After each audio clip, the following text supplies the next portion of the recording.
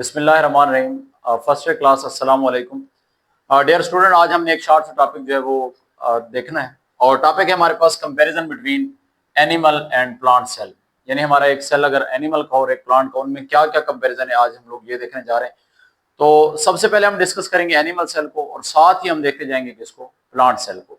तो देखिए student, animal cell में जो सबसे पहला पॉइंट यहाँ पे दिया हुआ है, that have the no cell wall. Animal cell के अंदर आपको सेल वॉल नजर नहीं आती। ये बात आप सबको पहले भी पता है कि एनिमल सेल की जो आउटर मोस्ट बाउंड्री है वो सेल मेम्ब्रेन है, तो एनिमल सेल के अंदर सेल वॉल नहीं होगी। दूसरा पॉइंट यहाँ पे लिखा हुआ है कि animal cells are heterotrophic. Heterotrophic का मतलब क्या है स्टूडेंट, कि एनिमल सेल अपनी खुराक खुद तैयार नहीं कर सकते।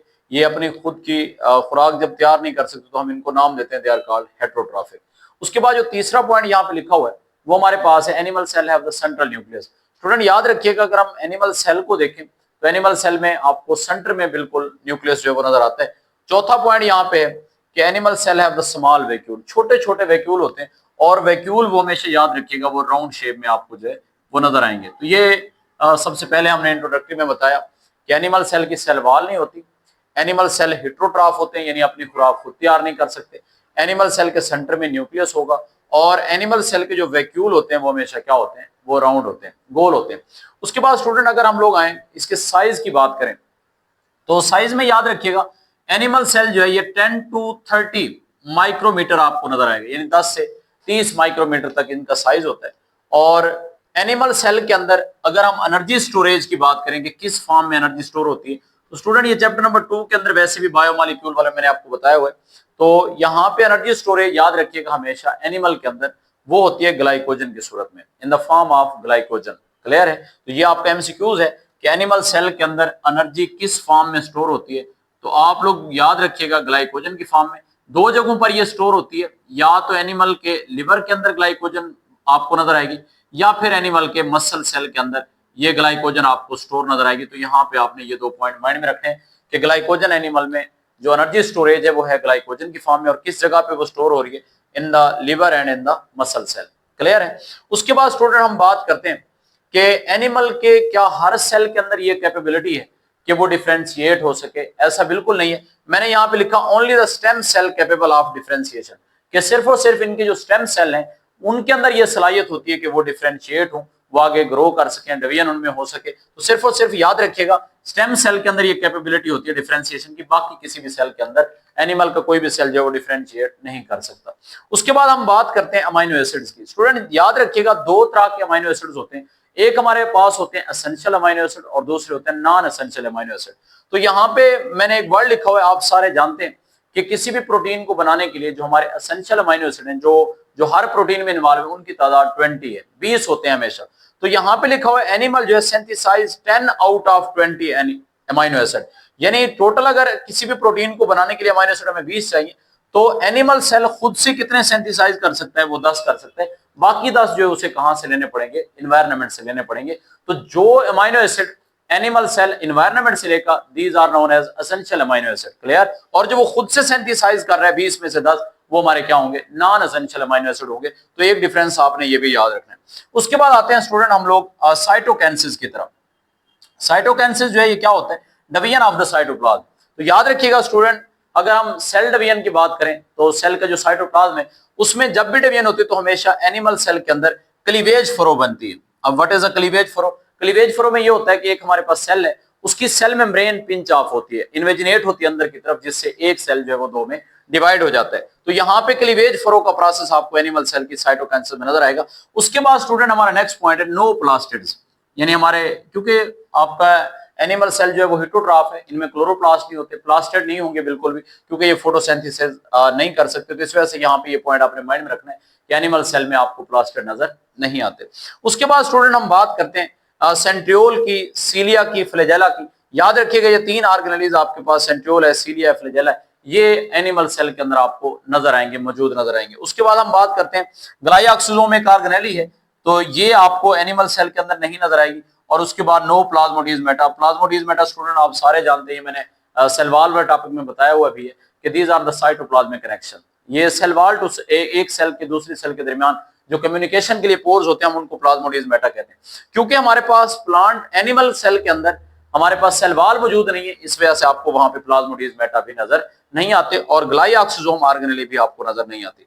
जी स्टूडेंट, उसके बाद हम बात करते हैं लाइसोसोम की। याद रखिएगा एनिमल सेल के अंदर आपको लाइसोसोम जो है वो प्रेजेंट नजर आते हैं। अब वजह क्या है, एनिमल सेल के अंदर लाइसोसोम क्यों मौजूद होते हैं? उसकी वजह यह है कि एनिमल सेल जो है फेगोसाइटिक एक्टिविटी परफॉर्म करते हैं। फेगोसाइटोसिस से क्या मुराद है?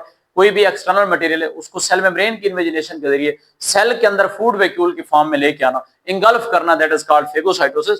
क्योंकि एनिमल सेल के अंदर फेगोसाइटोसिस का प्रोसेस हो रहा है, इस वजह से यहाँ पे लाइसोसोम मौजूद होंगे और प्लांट सेल के अंदर हम देखेंगे कि वहां पर मौजूद नहीं होंगे। जी उसके बाद बात करते हैं हम नेक्स्ट पॉइंट की, टाइट जंक्शन यहाँ पे होते हैं। What are the tight junction? Student याद रखिएगा, टाइट जंक्शन वो जंक्शन थे जो एनिमल के सेल्स को आपस में जोड़ने के लिए मौजूद होते हैं। यानी अगर एक एनिमल का सेल दूसरे के साथ जुड़ा हुआ है तो वो टाइटली लिंक्ड होता है। इस वजह से हमने यहाँ पे बात की कि एनिमल सेल्स के अंदर आपको टाइट जंक्शन जो है वो नजर आते हैं। जी उसके बाद लास्ट पॉइंट हमारे पास है एनिमल सेल के हवाले से, वो हमारे पास है जी, they have the amphiastral spindle. What is meant by amphi? Amphi का मतलब होता है बोथ या दोनों साइडों पे। मतलब ये कि ड्यूरिंग सेल डिवीजन हमारे पास जो स्पिंडल फाइबर बनेंगे सेंट्रियोल से वो एम्फीएस्ट्रल होते हैं। मतलब एक सेंट्रियोल के एक साइड पे भी आपको नजर आते हैं और सेंट्रियोल के दूसरे साइड पे भी आपको ये एस्टर जो है वो नजर आते हैं। यानी दोनों पोल्स पे, दोनों साइडों पे सेंट्रियोल के हमें, क्योंकि यहाँ पे सेल डिवीजन के दौरान एस्टर बनते हुए नजर आते हैं, इस वजह से हम इसको नाम देते हैं that is called amphiastral spindle. Amphi का मतलब है बोथ और एस्ट्रल मीन एस्टर, यानी दोनों साइडों पे आपको एस्टर नजर आएंगे, ड्यूअल एस्टर आपको नजर आएंगे और दोनों साइडों पे जो आपको यहाँ पे सेंट्रियोल नजर आ रहे हैं इनके दोनों साइडों पे आपको एस्टर निकलते हुए नजर आएंगे। तो that's why they have the amphiastral spindle during the cell division. तो ये आपने तकरीबन कोई 10-12 पॉइंट हैं जो आपने एनिमल सेल के हवाले से याद रखने हैं। उसके बाद हम बात करते हैं स्टूडेंट प्लांट सेल किस तरह का होता है।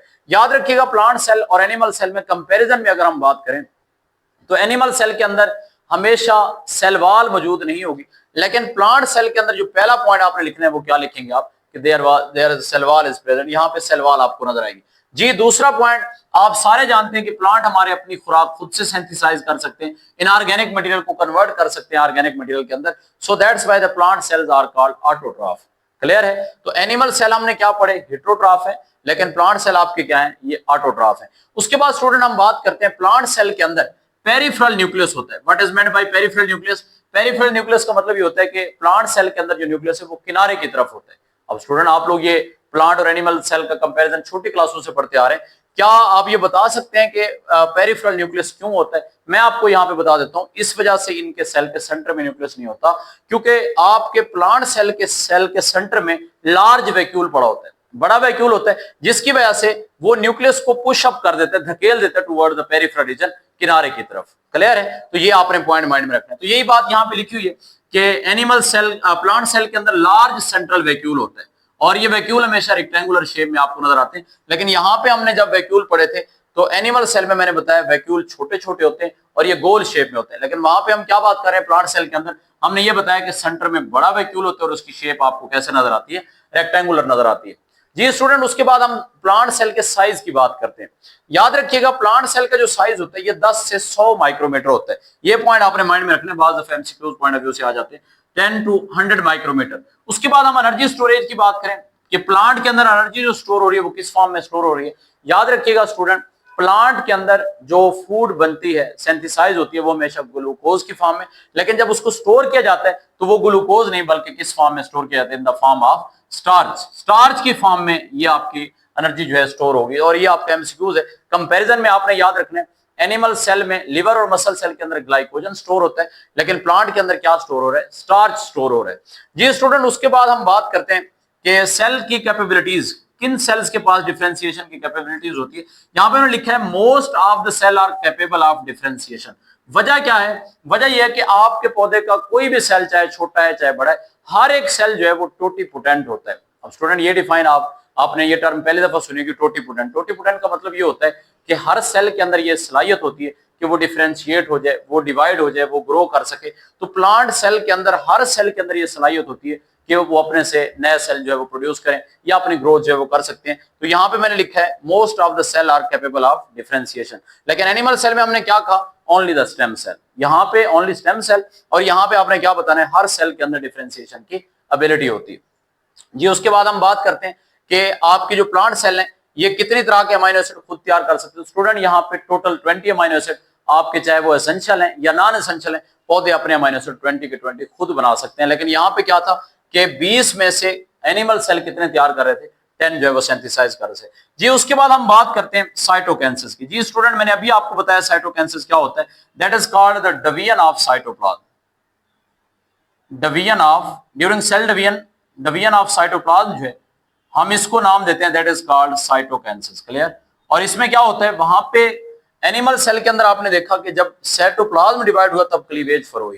लेकिन यहां पे क्या हो रहा है, प्लांट सेल के अंदर फ्रिग्मोप्लास्ट फॉर्मेशन होती है। What is meant by phragmoplast formation? Phragmoplast formation का मतलब ये है कि वो प्लेट जहां पर प्लांट सेल के अंदर गाल्जी वेसिकल इकट्ठे हो जाएं और एक प्लेट लाइक स्ट्रक्चर बना दें, जिसको हम फ्रिग्मोप्लास्ट प्लेट का नाम देते हैं। ये वो जगह होती है जहां पे फ्रिग्मोप्लास्ट यानी जहां पर गाल्जी वेसिकल सेल के सेंटर में इकट्ठे होंगे, वहीं पे सेल 1 से 2 में क्या हो जाएगा, डिवाइड हो जाएगा। तो that association is called phragmoplast formation. हम इसको नाम दे देंगे कि प्लांट के अंदर जो गाल्जी वेसिकल इकट्ठे हुए उन्होंने फ्रिग्मोप्लास्ट को बनाया। लेकिन एनिमल में कोई गाल्जी वेसिकल का कंसेप्ट नहीं है, just sell membrane pinch of होती है, इन्वेजिनेट होती है, जिससे सेल 1 से क्या होते हैं, 2 में डिवाइड हो जाते हैं जी। उसके बाद अगला जो पॉइंट है वो हमारे पास है प्लास्टिड के हवाले से।